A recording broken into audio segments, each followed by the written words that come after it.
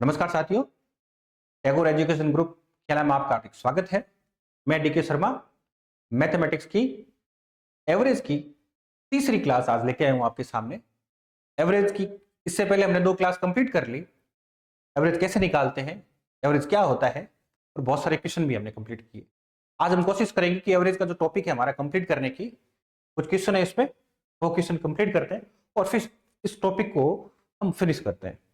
इसके बाद में एक नया टॉपिक शुरू करेंगे। अब कुछ क्वेश्चन है, तरीका वही, मैं दोबारा थोड़ा सा आपको रिवाइज करवा देता हूं कुछ चीजों को कि हमारे पास में एवरेज कैसे निकालते हैं।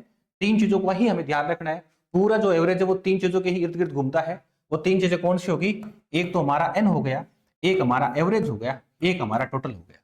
ये 3 ही चीजें हैं, तीनों ही चीजें एक दूसरे से रिलेटेड है।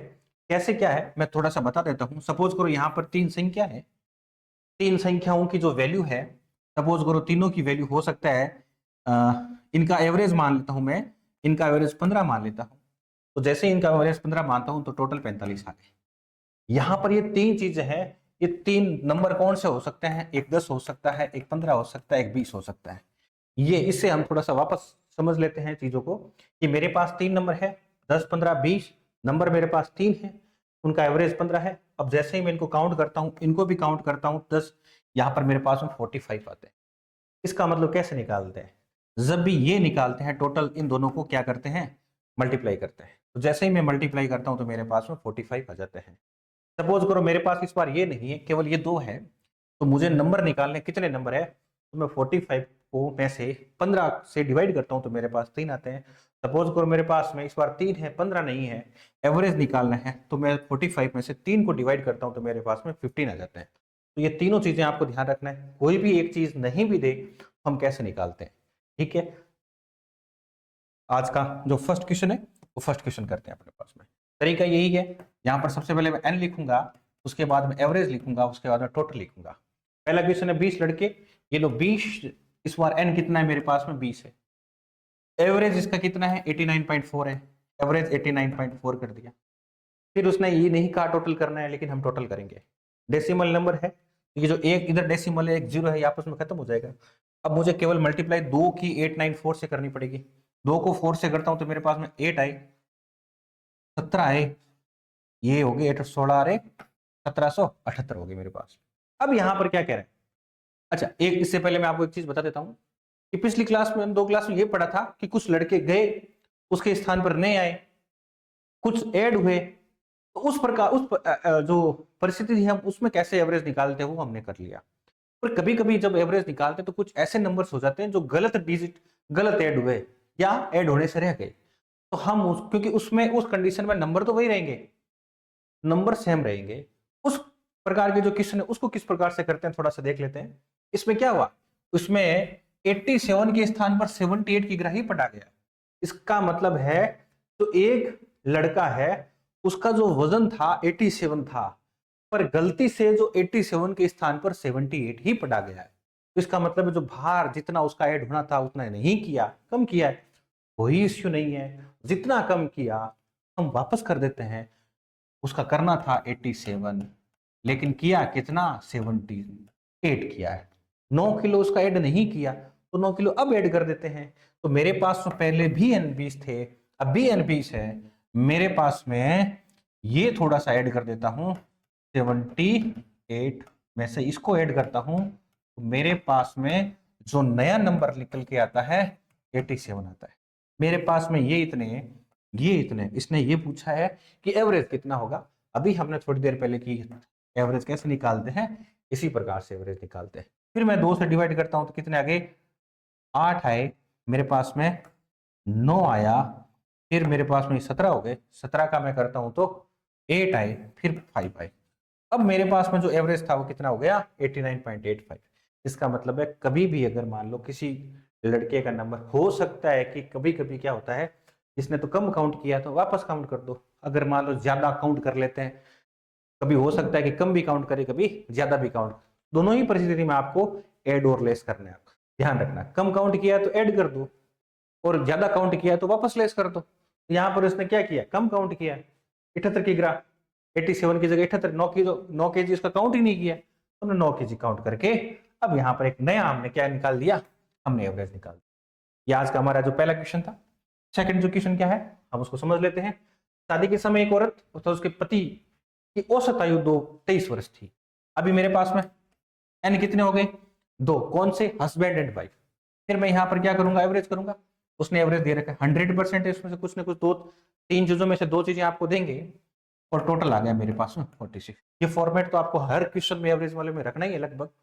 5 वर्ष के बाद में ध्यान रखना इस बार। इसको समझते हैं 5 वर्ष का क्या होता है कि ये प्रेजेंट की सिचुएशन थी या 5 साल पहले की सिचुएशन थी।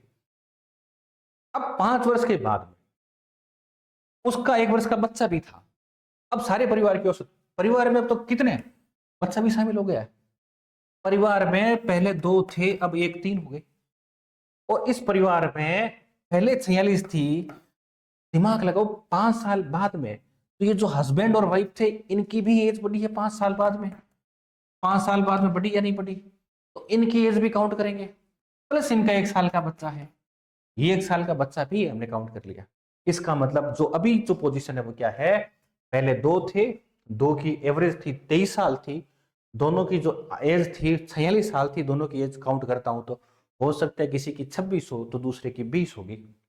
फिर थोड़े दिन बाद में 5 साल बाद में ये 3 हो गए, तो 5 साल में इन जो 46 की 46 ही थोड़ी रहेंगे, बढ़ेंगे। एक की बढ़ेगी क्या, ना, दोनों की बढ़ेगी। 5 तो हस्बैंड की, 5 वाइफ की। 2 ही है क्या, ना, एक और है। वो कौन है, उसका बच्चा। वो कितने साल का, 1 साल का। जैसे ही मैं सबकी एज काउंट करता हूं तो मेरे पास में कितनी आती है, 57। इसका मतलब है मेरे पास में अब जो नंबर है वो कितने हैं, अब जो मेरे पास में टोटल तीनों की जो एज है वो कितनी है, 57 है। फिर मुझे ये पता है ये कैसे निकलता है, 57 में से जो ही मैं इसको डिवाइड करता हूं मेरे पास में 57 आते हैं। सॉरी, 57 में से 3 को डिवाइड करता हूं तो 29 आते हैं। तो तीनों की जो एवरेज एज है, एवरेज एज है वो पहले, ठीक है, 29 होगी। एवरेज एज कितनी होगी, 29। 3 को नहीं, ये 19 आ रहा है,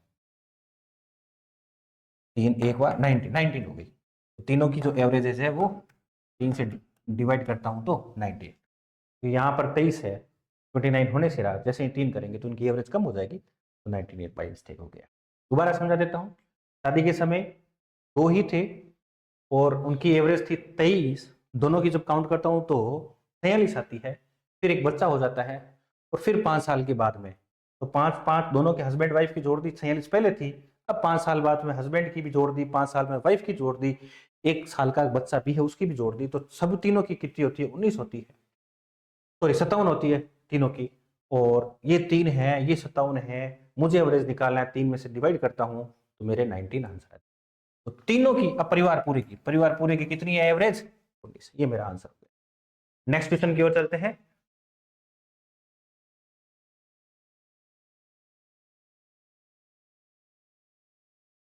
नेक्स्ट क्वेश्चन, ये एक, इधर क्या है, ये एक है। एक कक्षा में 32 लड़कों की औसत आयु, इस बार तरीका वही n है, मैंने इधर एवरेज किया, मैंने यहाँ पर टोटल निकाला। लड़के कितने हैं, 32, एवरेज कितना है 14, मुझे टोटल निकालना पड़ेगा, तो टोटल निकालता हूं तो कितना है, 28, 2 बचे, 42, 43, 44, 4 4 8 आए।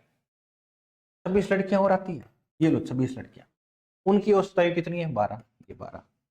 फिर मैं यही करता हूँ, 72, 24, 24 और 7, 24 और 7 31, 312। सभी विद्यार्थियों का औसत निकालना है, सभी विद्यार्थियों का निकाल लिया, 6 तो 8, सभी विद्यार्थियों का कितना होता है, 8 तो 10 है और 4 3 7, 760। मैं दोबारा कहता हूं, कक्षा में 32 लड़के थे, ये 32 लड़के कर दिया, उनकी एज 14 साल थी। फिर मुझे यहाँ पर टोटल करना पड़ेगा, कहे नहीं के करना पड़ेगा, तो मैंने किया टोटल, तो उनको मल्टीप्लाई किया तो 448 आया। उसी प्रकार से 26 लड़कियां थी, ये 26 लड़कियां, इनका एवरेज 12 था। जैसे ही दोनों को मल्टीप्लाई किया, लड़कियों की टोटल एज हमारे पास में 312 है। फिर उसने कहा अलग अलग मत बताओ, 32 का 14 है, 26 का 12, ऐसा मत बताओ, मुझे तो सबका संयुक्त रूप से बताओ। तो संयुक्त रूप से लड़के लड़कियों को काउंट कर लिया, संयुक्त रूप से 58 थे। इस प्रकार से संयुक्त रूप से इनकी एज भी तो काउंट करना पड़ेगा। 448 और 312 को काउंट किया तो मेरे पास में 760 है। फिर मुझे एवरेज बताना है यहाँ पर, इन सब का एवरेज बताना है। सबका एवरेज बताने के लिए मुझे 760 में 58 को भाग लगाऊंगा, डिवाइड करता हूं, तो मेरे पास में जो आंसर आएगा वो कितना आएगा, वो आएगा 8 या 24 72, पीछे बचे मेरे पास में 6, भाग नहीं जाता है, मैंने यहाँ पर डेसिमल कर दिया, लगभग लगभग 13.1 हमारा। और दोबारा एक बार और समझा देता हूँ, कक्षा 32 लड़के थे, एवरेज 14 थी, मुझे यहाँ पर टोटल करना ही है, मल्टीप्लाई किया, फिर गर्ल्स आई, फिर एवरेज इनका 12, इनको मल्टीप्लाई किया, उनको अलग अलग नहीं बताना है, साथ में बताना है। 58 मेरे पास में टोटल 60, इनका कितना 760 मल्टीप्लाई डिवाइड किया तो मेरे पास में एवरेज कितना आया 13.1 मेरा एवरेज है। नेक्स्ट क्वेश्चन, चौथा क्वेश्चन, हमारा फोर्थ क्वेश्चन क्या कह रहा है कि एक कक्षा के 40 विद्यार्थियों की औसत आयु 15 वर्ष थी, 10 नए विद्यार्थियों के प्रवेश करने के उपरांत में औसत आयु में 0.2 वर्ष की वृद्धि हो जाती है, नए विद्यार्थियों की औसत आयु कितनी थी। कुछ नए विद्यार्थी आए, कोई इश्यू नहीं है, हमारा एन, हमारे पास में एवरेज, हमारे पास में टोटल, यही तरीका है। टोटल एन कितने थे इस बार 40 थे, इनकी औसत आयु कितनी है 15 साल है। जैसे ही मैं इनको करता हूं तो मेरे पास में कितने आते हैं 600। फिर क्या कहते हैं 10 नए विद्यार्थी आए, तो जैसे ही पहले 40 थे, जैसे ही 10 नए आए तो अपने पास में कितने हो गए 50 विद्यार्थी हो गए, इनका औसत आयु 0.2 वर्ष वृद्धि हो जाती है, पहले 15 थे, अब मेरे पास में कितने हो गए 15.2, 10 नए विद्यार्थियों की औसत आयु। फिर मुझे यहाँ पर इनको मल्टीप्लाई करना पड़ेगा, 5 को इससे करता हूँ 10, 25 से 26, 2 5 2 7, चीजों को गौर से देखना। 40 विद्यार्थी, इनकी एज है 600, 50 विद्यार्थी, इनकी एज है 760, ये जो 10 एक्स्ट्रा है इनका ही पूछा है। ये जो यहाँ इस 50 में से 40 घटा दो, हमें 40 से मतलब नहीं, हमें जिससे मतलब है उसी से ही, उसी को लेना है, हमें केवल 10 से मतलब है, हमें इस 600 से भी मतलब नहीं है, हमें किससे मतलब है 160 से मतलब। जो चीज नहीं चाहिए मैंने पहले ही दिन कहा था उसको आपको लेना ही नहीं है। उसने केवल किससे पूछा है, उसने पूछा है नए विद्यार्थी, ने किसका पूछा है नए विद्यार्थी, और नए कितना 10, कहां पर है 10, इस 50 में 10 है, इस 40 में क्या ना, इसको नहीं लेना है, उस 50 में से 40 को घर भेज दो, कितने 10 बचे, उस 40 की वैल्यू 600 है, इस 760 में से 600 चाहिए क्या, नहीं चाहिए, उसको घर भेज दो, बचे कितने मेरे पास में 160, मेरे पास में दो वैल्यू आ गई, तो मुझे इसका एवरेज निकालने में बिल्कुल भी दिक्कत नहीं होगी। जो 10 नए विद्यार्थी है उनका एवरेज है 16, सिंपल तरीका। नेक्स्ट क्वेश्चन की ओर चलते हैं। 5 व्यक्तियों में से 60 किग्रा भार वाले व्यक्ति के स्थान पर एक नए आने से इनके औसत भार में एक वृद्धि हो जाती है। देखो यहां पर क्या है, मैं चीजों को बता देता हूं। अभी तक हमने पहले किए थे, कुछ नए आए, कुछ नए गए, कुछ ऐड हुए, कुछ लेस हुए, सब कुछ। तो यहां पर ध्यान देने वाली बात है, यहां पर जो एन है वो परिवर्तित नहीं हो रहे, ये एक गया और उसके स्थान पर दूसरा आया, एक गया और उसके स्थान पर दूसरा आया। पहले तो मैं आपको बता दूं जल्दी कैसे किया जाता है। आपके पास में सीधा सीधा करने का तरीका है, एक तो यहां पर जो नया आया है वो जितना लेके आया है, प्लस और माइनस, ऐड हो रहा है तो आपको प्लस करना है, लेस हो रहा है तो आपको माइनस करना है। ये कह रहा है एक किग्रा की वृद्धि हुई है, जो एन है उसमें से आपको जोड़ दो, तो जो नया व्यक्ति आएगा वो 65 किग्रा का होगा। ये तो एकदम सिंपल तरीका। ऐसा क्यों किया आपने, हम उस चीजों को समझ लेते हैं। आंसर तो हमारा में निकल गया, मैं दोबारा बता देता हूं। ध्यान रखना इस बात का कि जो नया व्यक्ति आया तो कुछ तो बाहर वो एक लेके आएगा, उसका कितना है 60, और वृद्धि हो रही है कितना 1 kg की। टोटल एन कितने हैं, एन को इससे अगर सपोज करो यहां पर 10 होते तो मैं यहां पर 10 ऐड करता। अगर मान लो यहां पर वृद्धि की जगह क्या हो जाता, वृद्धि नहीं हुई है कमी हुई है, तो मैं 5 माइनस कर देता। वृद्धि और कमी, जिस प्रकार से वृद्धि होती है तो हम ऐड करते हैं, कमी होती है तो माइनस कर देंगे। ऐसा क्यों किया, ये क्या कारण है, क्योंकि यहां पर आपको ये जो 5 मैंने ऐड किए वो क्यों ऐड किए उसको हम थोड़ा सा समझते हैं। क्योंकि ये जो औसत भार में जो बढ़ा है ना वो सबके ऊपर बढ़ा है, किसी एक के ऊपर नहीं बढ़ता। ये जो औसत भार बढ़ता है, एक बढ़ा, वो एक केवल एक पर नहीं बढ़ा, वो पांचों पर फर्क पड़ेगा। इसीलिए हम क्या करते हैं, इस 5 को जितने भी है, जितना भी बढ़ता है, 2 kg बढ़ा तो हमें 10 से जोड़ना पड़ेगा, कम हुआ तो हमें घटाना पड़ेगा। सिंपल तरीका है एकदम। किसी के स्थान पर आए तो जो आया उसका भार शामिल किया, प्लस कितना फर्क पड़ा, घटा बढ़ा। अगर बढ़ा तो जोड़ देंगे, घटा तो हम घटा देंगे। ठीक है, नेक्स्ट क्वेश्चन की ओर चलते हैं। राम की वर्तमान आयु उसके पुत्र की वर्तमान आयु से तिगुनी है। ठीक है, तथा उसके पिता की आयु का 2/5 है। तीनों की औसत आयु 46 वर्ष है। राम की वर्तमान आयु तथा उसके पिता की वर्तमान आयु में कितना अंतर है, ये पूछा है। ओवरऑल हमें इनकी आयु ज्ञात करनी है। जैसे ही हम आयु ज्ञात कर लेंगे तो राम और उसके पिता की आयु में हम अंतर निकाल लेंगे। उससे पहले हमें राम की आयु उसके पिता की आयु निकालनी पड़ेगी। तो 3 की आयु दे रखा है, हमें किसी की भी आयु एग्जैक्ट नहीं पता, कुछ उसने हिंट्स दे रखा है, और उसने कहा है तीनों की औसत आयु, ये हमारे लिए, क्योंकि एवरेज का है, ये हमारे लिए काम आएगा। मैं पहले राम लिख देता हूं, और क्या उसका पुत्र है, मैं पुत्र लिख देता हूं, और एक पिता है उसका, मैं पिता लिख देता हूं। ये तीनों लिख दिया। इन तीनों की आयु के बीच में उसने कुछ संबंध दे रखा है, वो क्या है, राम की वर्तमान आयु उसके पुत्र की वर्तमान आयु से तिगुनी है। डेफिनेटली ये अगर मैं x मानूं तो ये 3x हो गया, 3 गुनी है। तथा उसके पिता की आयु का 2/5 है। इसका मतलब है इन दोनों के बीच में जो संबंध है 2/5 का है। 100% से ये 2 है, ये 5 है, मुझे इसका निकालना है। तो 3x की वैल्यू है 2 है, मुझे निकालना है 5। ये संबंध आया है। इसका मतलब समझना, 2/5 हम अनुपात वाला करेंगे तब हम समझेंगे। तो इसका मतलब है पिता की एज कितनी होगी, 15x, ये होगी। अब मुझे तीनों का रेशियो मिल गया है, इसका पुत्र का मिल गया, मुझे राम का मिल गया, और उसके पिता का मिल गया। ये तीनों का मेरे पास में वो आ गया। इसको मिटा देता हूं। अब यहां पर आगे क्या कह रहा है, तीनों का औसत आयु 46 है। तीनों का औसत आयु 46 है, इसका मतलब है जब भी औसत आयु 46 है और तीनों की आयु को अगर मैं काउंट करूं तो कितना होना चाहिए, 18, 4 3 12 138 होना चाहिए। यदि मैं इसकी आयु, इसकी आयु और इसकी आयु मैं जोड़ूं तो मेरे पास में कितना आना चाहिए, 138 आना चाहिए। अब ध्यान रखना, इस प्रकार के नंबर को पहले ऐड कर देता हूं। मैं इस प्रकार के नंबर को किस प्रकार से ऐड करता हूं, मेरी बेसिक मैथमेटिक्स की क्लास में बताया हुआ है, फिर भी मैं यहां पर दोबारा बता देता हूं। यहां पर आपके पास में 2 है, अपॉन में 2 है, यहां नहीं है। तो हम जब भी अपॉन वाले जो फ्रैक्शन वाले जो नंबर है किस प्रकार से काउंट करते हैं, नीचे वालों का तो लेना है एलसीएम, जो कि मेरे पास में आया 2, इसको इससे डिवाइड करता हूं तो मेरे पास 2, जो वैल्यू आई रिजल्ट है उससे मल्टीप्लाई करते हैं तो 2x आया। इसको इससे करता हूं तो फिर 2 आया, 2 को इससे मल्टीप्लाई करता हूं तो कितना है, 6x आया। प्लस 2 को 2 से डिवाइड करता हूं तो 1 आया, और 1 को 15 से करता हूं मल्टीप्लाई तो 15x आया। तीनों की वैल्यू है 138 है। अब ये एक जैसे नंबर है, मैथमेटिक्स का उसूल है, जो एक जैसे नंबर होते हैं वो हमेशा ऐड होते हैं। 2x और 6x कितने हो गए, 8x हो गए, 8 और ये 15 हो गए तुम्हारे, लगभग लगभग 8 और 15 23x हो गए। 23x upon 2 is equal to 138।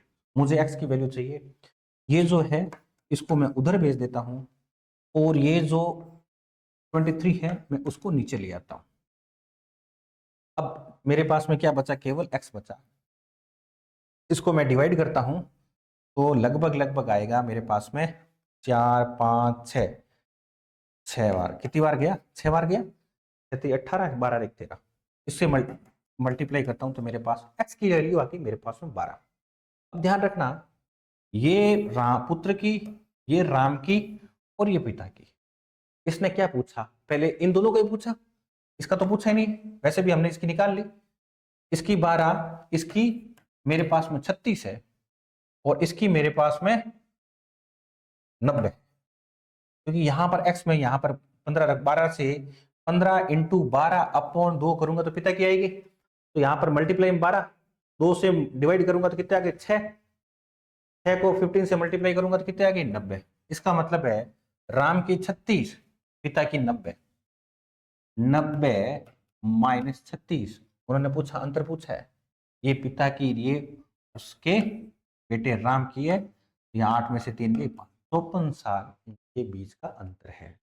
थोड़ा सा अलग था, मैं दोबारा बता देता हूं, पूरे क्वेश्चन को समझा देता हूं। राम की वर्तमान आयु उसके पुत्र की वर्तमान आयु से तिगुनी है।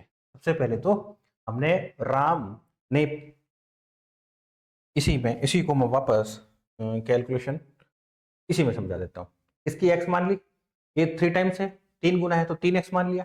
उसके बाद में क्या कहता है, उसके पिता की आयु, इन दोनों के बीच में रिलेशन दे दिया। अब यहां पर इनका अनुपात का दिया हुआ है, क्या दिया, पिता की आयु का 2:5 है। इसका मतलब है 100% है, 2 वैल्यू इसकी होगी और 5 वैल्यू इसकी होगी, 2 वैल्यू इसकी और 5 वैल्यू इसकी। तो इसकी वैल्यू 3x/2 किया और 5 को पिता से मल्टीप्लाई किया तो 5 पिता की आ गई। कैसे हम अनुपात समानुपात वाले रेशियो प्रोपोर्शन में करेंगे। अब मुझे मेरे पास में तीनों की आयु मिल गई और उसने कहा तीनों की औसत आयु 46 है, तो एक काम करता हूँ ना, 46 का मतलब है तीनों की आयु कितनी होनी चाहिए, 138 होनी चाहिए। तो मैं करता हूँ इन तीनों को जोड़ लेता हूँ, x + 3x + 15x/2 और यहां पर मैंने तीनों के सामने 138 रख दिया। अब मेरे पास में क्या बन गई, एक इक्वेशन टाइप की बन गई। अब मैं इन तीनों नंबर को जोड़ देता हूँ। तो फ्रैक्शन वाले नंबर किस प्रकार सेट होते हैं, मुझे एलसीएम एचसीएफ लेना पड़ेगा, एलसीएम लेना पड़ेगा नीचे वालों का। तो एलसीएम लिया तो कितना आया, 2 आया। नीचे वाले को इसको डिवाइड किया तो 2 को इससे मल्टीप्लाई किया तो 2x आया। एक को फिर मैं 2 से डिवाइड करता हूं तो 2 आया, 2 को इससे मल्टीप्लाई किया तो 6x आया। फिर मैं यहाँ पर 2 को 2 से डिवाइड करता हूँ तो 1 आया, 1 को 15x से मल्टीप्लाई किया तो 15x आया। ये सारे नंबर एक जैसे हैं, इन सब नंबर को ऐड करता हूँ तो मेरे पास 23x आता है। ये 2 नीचे है, यहाँ पर 138 है। तो ये जो नीचे वाले उधर जाएंगे तो क्रॉस मल्टीप्लाई हो जाता है, जो मल्टीप्लाई वाले हैं वो इधर आएंगे तो 23 नीचे आ जाएगा। इधर क्या बचा, x बचा। तो यहाँ पर जब मैं इसको सोल्व करता हूँ, इसे काटता हूँ तो 6 आते हैं, 6 को 2 से मल्टीप्लाई करता हूँ तो 12 आते हैं। मुझे वैल्यू मिल गई x की, यानी कि पुत्र यहाँ पर मेरे पास में है, यहाँ साइड में लिख देता हूँ पुत्र राम, यहां पर मैं तीनों लिख देता हूं, पुत्र राम और पिता। इसकी आयु कितनी होगी, 12 हो गई। राम की कितनी हो गई, 36 हो गई। और पिता की आयु कितनी है, 15x/2, 15 इंटू कितना है 12, x की जगह 12 रख दिया और 2, इसे काटूंगा तो 6 आएगा, इसे करूंगा तो 90 आएगा। अब यहां पर इसने पूछा इन दोनों के बीच की आयु का अंतर, तो इनके बीच की आयु का अंतर है 54, हमारा आंसर आ जाएगा।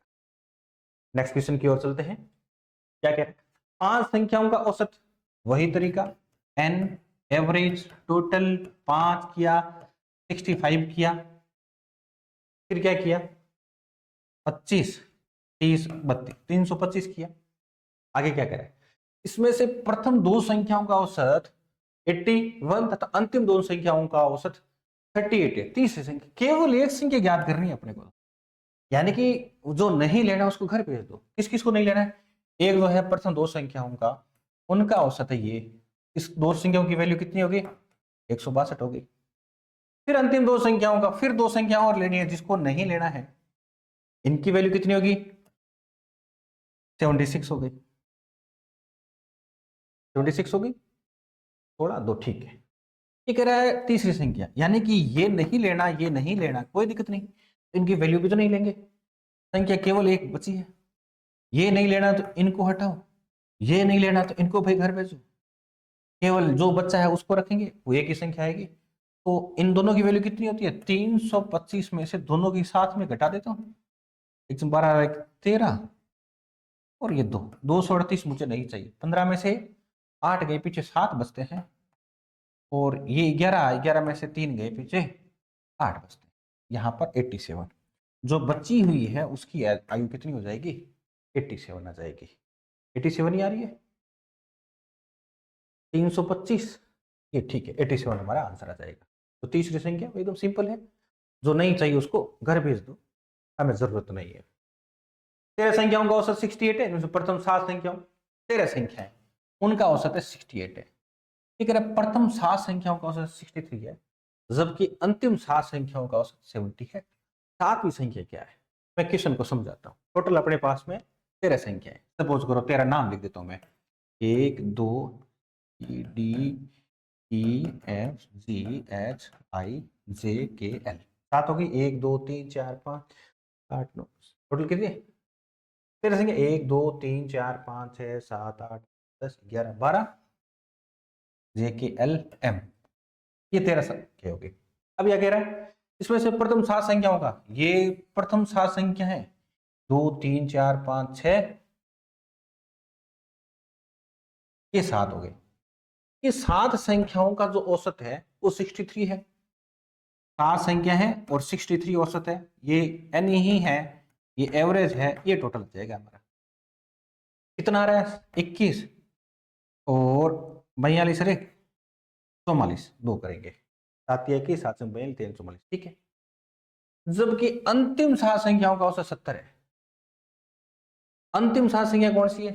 1 2 3 4 5 6 7, ये इनका औसत कितना है? ये 7 संख्या है, इनका औसत कितना है? 70। फिर मैं काउंट करता हूं तो टोटल कितने होते हैं? 490। उससे पहले क्या करें? 13 संख्या है, ये n कितना है? 13, ये एवरेज कितना है? 68, ये टोटल कितना आएगा मेरे पास में? मैं फिर मल्टीप्लाई करता हूं, 68 को 13 से मल्टीप्लाई करता हूं। ये देखो 24 18, ये आपके हो गए 24, 2 बचते हैं 18 तो 20, 2 लिख देता हूं, 8 और 4 8, ये 8 884, ये 8 3 24 36 18 2 20, 8 और ये 6 4 8 884, ये लो। चीजों को समझना, ये कह रहा है कि मेरे पास में संख्या तो 13 ही है, इन 13 का जो अगर मैं सभी नंबर को काउंट करता हूं उनकी वैल्यू तो 884 आता है। फिर यहां पर कह रहा है कि स्टार्टिंग वाले जो 7 नंबर है उनका एवरेज 63 है, तो मुझे पता है इनकी वैल्यू कितनी है? 441 है। तो पीछे वाली 7 नंबर है उनकी वैल्यू कितनी आती है? 490। अगर मैं सभी यहां से यहां तक काउंट करूं तो मेरे पास में 494 441 आता है, जो कि 1 आया, और यहां पर 3 आया, 931 आता है। गौर करना, अगर मैं इस नंबर को, इन नंबरों को, पूरे नंबर कितने? टोटल 14 नंबर है। क्यों 14 नंबर है? ये जो जी है ये इसमें भी शामिल है और इसमें भी शामिल है, ये दोनों जगह शामिल है। इन 14 नंबर का जब मैं योग करता हूं तो 931 आते हैं, और वैसे 13 नंबर का जो योग है वो कितना आता है? 884 है। ये जो एक्स्ट्रा आया है ये 931, वो कौन सा है? ये 7वीं संख्या ही तो है, 1 2 3 4 5 6 7, जी ही वो संख्या है जो इधर भी काउंट हो रही है और इधर भी काउंट हो रही है। इसका मतलब ये 2 बार काउंट हो रही है, और 2 बार काउंट हो रही है, तो इसका मतलब है ये 931 में से 884 को अगर मान लो मैं नहीं लेस कर देता हूं तो जो बची हुई वैल्यू है वो 7वीं नंबर की होगी, यानी कि उस जी की होगी। तो मेरे पास में अगर मैं घटाऊं इसको तो 11 में से 4 गए, पीछे 7 बचते हैं, 12 में से 8 गए, पीछे 4 बचते हैं, तो ये 47 वो नंबर है मेरा, वो 7वां नंबर है। दोबारा बताता हूं, सबसे पहले कह रहा है 13 संख्याओं का औसत 68 है, ये 13 संख्या उनका एवरेज 68 है, इसका मतलब है टोटल वैल्यू कितनी आ गई? 884 आ गई। उसके बाद में क्या करें? इनमें से प्रथम 7 संख्याओं का औसत 63 है। प्रथम 7 संख्याओं का औसत कितना है? 63 है। 7 संख्याएं 63 है, टोटल काउंट करूंगा तो 441 होता है। फिर कह रहा है कि अंतिम 7 संख्याओं का औसत, अंतिम इधर से लेता हूं, संयोग से जी इसमें भी काउंट हो रहा है, इसमें भी हो रहा है, इनका एवरेज कितना है? 70 है। इनके जब सारी वैल्यू काउंट करता हूं 490 आता है। फिर यहां पर बोलते 7वीं संख्या क्या है, कैसे निकालूंगा? इनकी वैल्यू कितनी है? 441। इधर से इनकी वैल्यू कितनी है? 490। जब इन सभी नंबर को काउंट करता हूं तो 931 आता है, इसका मतलब है 931, और वैसे नंबर कितने आने चाहिए? 884। इसका मतलब है आप कुछ वैल्यू ज्यादा ले रहे हैं, इन ऐसे वैल्यू ज्यादा ले रहे हैं। कितनी आ रही? 931।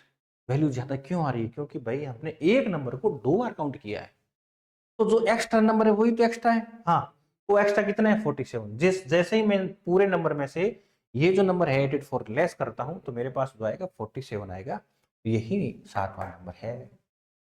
नेक्स्ट क्वेश्चन की ओर करते हैं। ठीक है, गणित में 28 छात्रों द्वारा प्राप्त अंकों का औसत 50 था, 8 विद्यालय छोड़कर चले गए, उसमें 6 छात्रों का औसत प्राप्तांक 5 की वृद्धि हो गई है। विद्यालय छोड़ के गए, कोई इश्यू नहीं है, जो जो हमारे पास में है हम उसको ले लेते हैं, एन ले लेता हूं, एवरेज लेता हूं, तो टोटल करता हूं। इस बार मेरे पास में एन कितना है? 8 है। एवरेज कितना है? 50। फिर मुझे वही करना पड़ेगा, टोटल 50 है, मैं 0 किया, फिर 0 किया, 4 आया, 10, ये लो। 8 विद्यालय छोड़कर चले गए, 8 गए, हमें इससे लेना देना नहीं है। आगे क्या कह रहा है? शेष छात्र, शेष कितने बच्चे? 20 बच्चे। इससे औसत में 5 की वृद्धि हो गई है, पहले ये थे, अब कितना हो गया? ठीक है, विद्यालय जो छोड़कर जाने वाले हैं उनका हमें औसत निकालना है, कोई इश्यू नहीं है। फिर मैं यहाँ पर 20 55 को इससे करता हूं तो ये तो करना ही है अपने पास में। ये इस बार ये बच्चे में 20 बच्चे में वैल्यू 1100 बची हुई है। छोड़कर कौन गए? ये। इनकी वैल्यू कितनी है? 300। इनकी वैल्यू 300 ही है, क्योंकि यहां पर मुझे इस बार ये जो गए ना उससे मतलब है। गए कितने? 8। और अपने साथ में वैल्यू कितनी लेके गए? कैसे पता चला? सभी छात्रों की जो वैल्यू है 1400 है, 1100 अभी भी बैठे हुए। इसका मतलब है जो कम हुए हैं वही तो गए हैं, 300 गए। इनका एवरेज पूछा है, तो 300 को 8 से डिवाइड करता हूं, मेरा आंसर है। 300 को जैसे ही मैं 8 से डिवाइड करता हूं, 24 आया, पीछे बचा 6 बचा 8, 8 संगड़ 4, फिर भी 16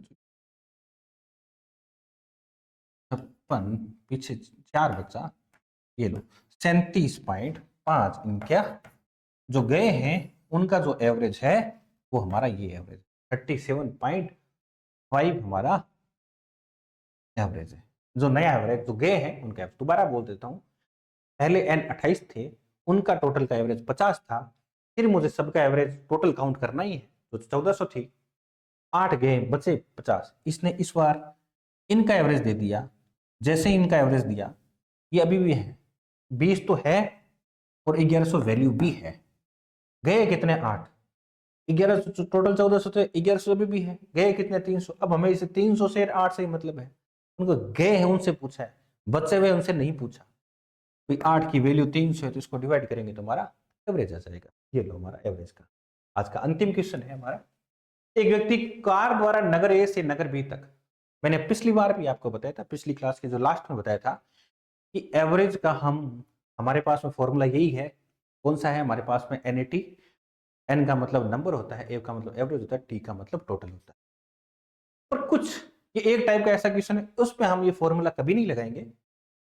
एक क्वेश्चन लेके क्या कह रहा है कि एक व्यक्ति कार द्वारा नगर ए से नगर बी तक गया था, स्पीड का ध्यान रखना 63 किलोमीटर प्रति घंटे की औसत चाल से जाता है। यानी कि इसकी एवरेज ये थी kmph। इसका मतलब होता है 1 घंटे में वो 63 किलोमीटर चला, ठीक। तथा 42 किलोमीटर प्रति घंटे की चाल से वापस आया। यानी कि जब वापस आया उस समय उसकी औसत चाल कितनी थी? 42 kmph थी, ठीक है। उनकी औसत चाल ध्यान रखना। इस प्रकार के जो सवाल है वो हम किस प्रकार से करेंगे? मैंने पिछली क्लास में फॉर्मूला बताया था 2xy x + y। तो ये फॉर्मूला क्यों यूज करते हैं, कैसे बना है?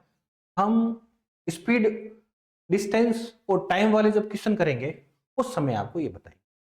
फिलहाल अभी ध्यान रखना 2xy x + y। x क्या है? किसी एक को x मान लो, किसी एक को y मान लो, या इसको x मान लो, इसको y मान लो, कोई फर्क नहीं पड़ेगा, जैसे आपकी मर्जी है। 2ab, a + b भी होता है। 2 कुछ भी नाम दे दो कोई फर्क नहीं पड़ता, a + b ये भी है, कुछ भी नाम दे दो। इसको सॉल्व करता हूं, 2 × 63 × 42 अपॉन 63 + 42। सबसे पहले नीचे वाले को आपको जोड़ना है, तो नीचे वाले जोड़ेंगे, इनको मल्टीप्लाई करने की जरूरत नहीं पड़ेगी आपको। 2 × 63 × 42